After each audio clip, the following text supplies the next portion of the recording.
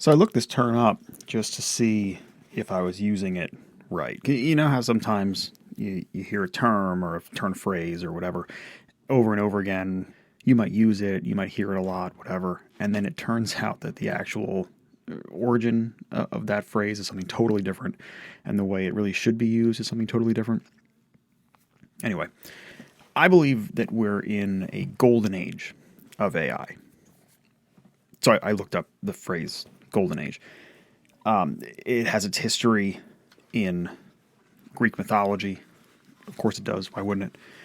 It then later on down the road, it really, during the Renaissance, becomes a term for an age of art and culture and enrichment and those sorts of things.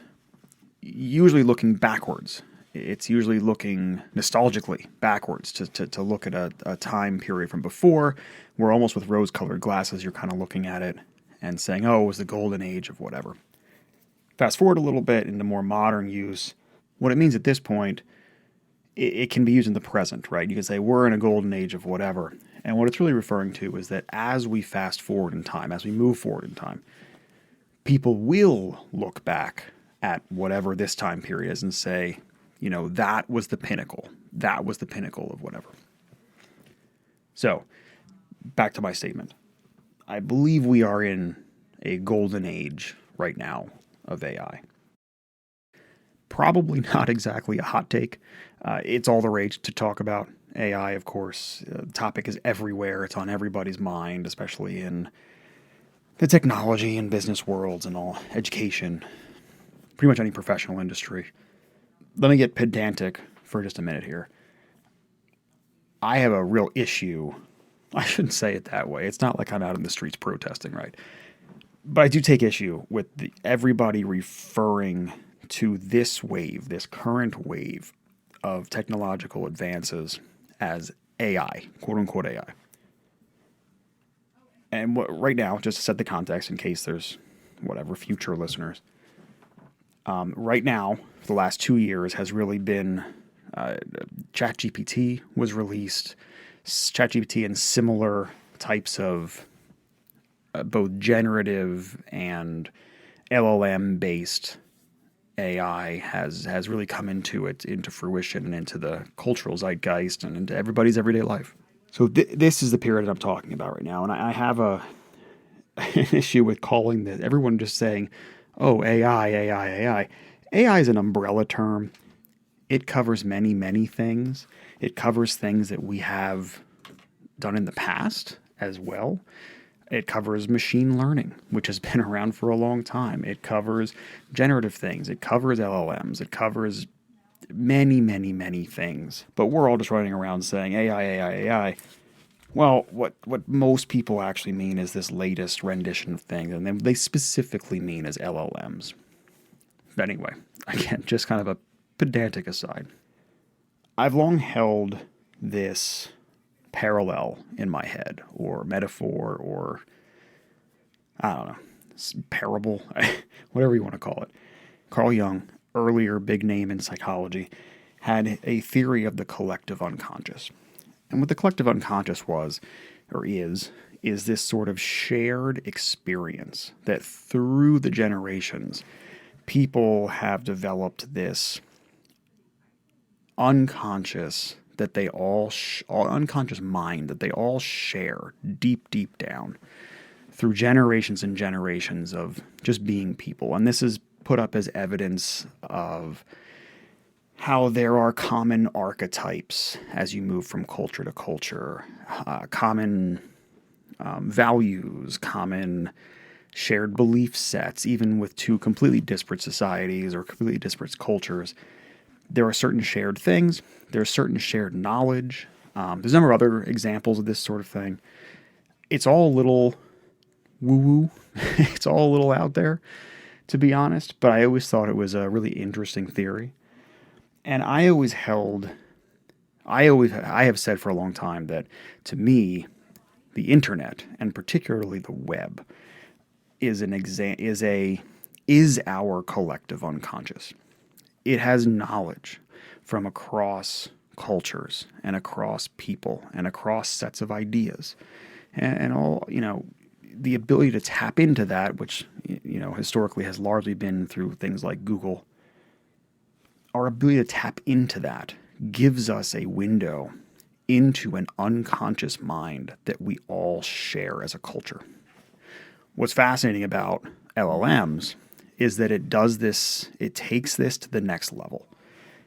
It gives us a new way to conversationally interact with a cross-cultural, cross-societal, cross-time, unconscious mind that is the culmination of all of this knowledge and information and opinions and history and everything else that we as a species have put together.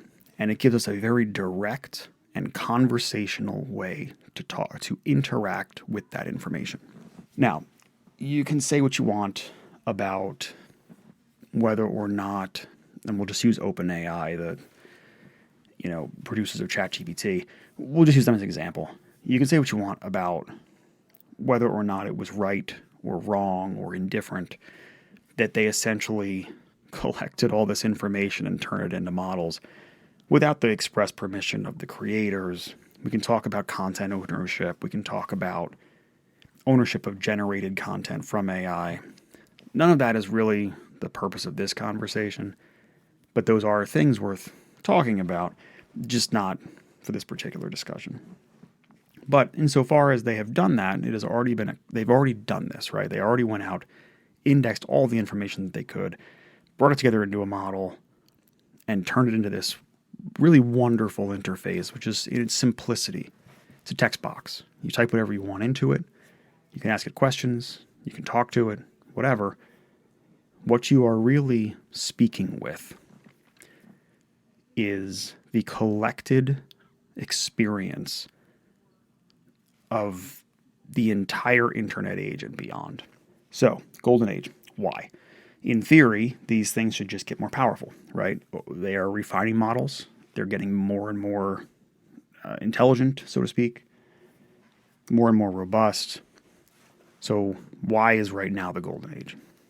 It reminds me of a time period that I would consider sort of, I'm going to use it loosely, but the golden age of social media / the golden age of sort of what we used to call Web 2.0.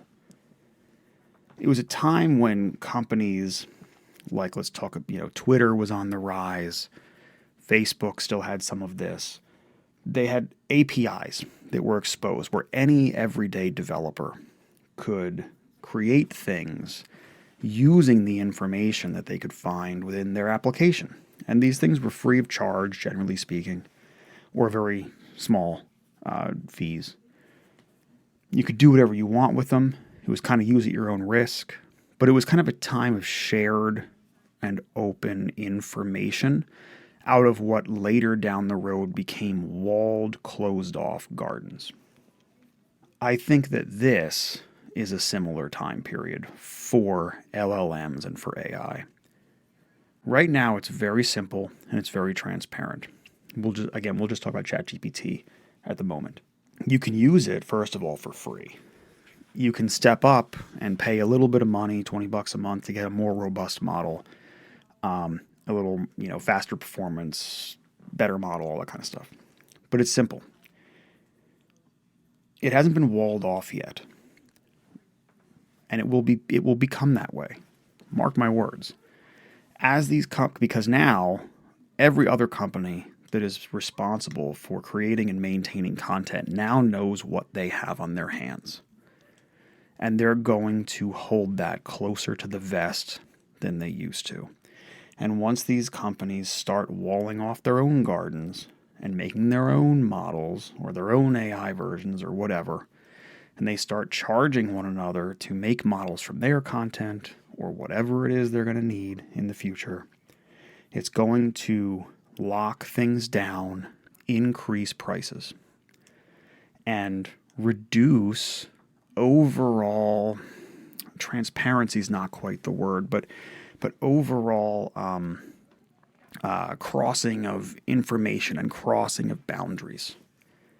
Further, we are still in a phase where the advertisers have not yet gotten a hold of these things. And mark my words, they will. It will not be long, I don't think, before when you come to a ChatGPT window or you come to a Claude window or whatever the system of, the moment ends up being later, you'll be staring at sponsored content, advertisements. Maybe you have to pay to get away from that. Maybe the model itself is laden with advertising content. Maybe advertisers make their way, there's new strategies that make their way into the AI where they are literally a piece of it that you cannot break away from. And I think that that's likely what will happen. I don't know, I'll call it 2 to 5 years. We will be staring at a very different interface, one that has largely been decimated compared to what it is now. Right now, we have these models that were essentially trained without permission across a whole wide array of things. Are they perfect? Absolutely not. They have tons and tons of problems with them. However, it is a great time to be able to go in there and interact with something that can really truly enrich you as a person. So what are you doing with AI right now? If you're not doing anything, or if you're holding out based on some sort of principle where you believe about content management rights or whatever, I think you will look back at that later and regret it. I think 2 to 5 years from now, this ecosystem will be worse for your everyday person. For your everyday person, consumer, whatever you want to call it. It will not be the way it is now. Now it's simple. Now it's clean. Again, it has flaws.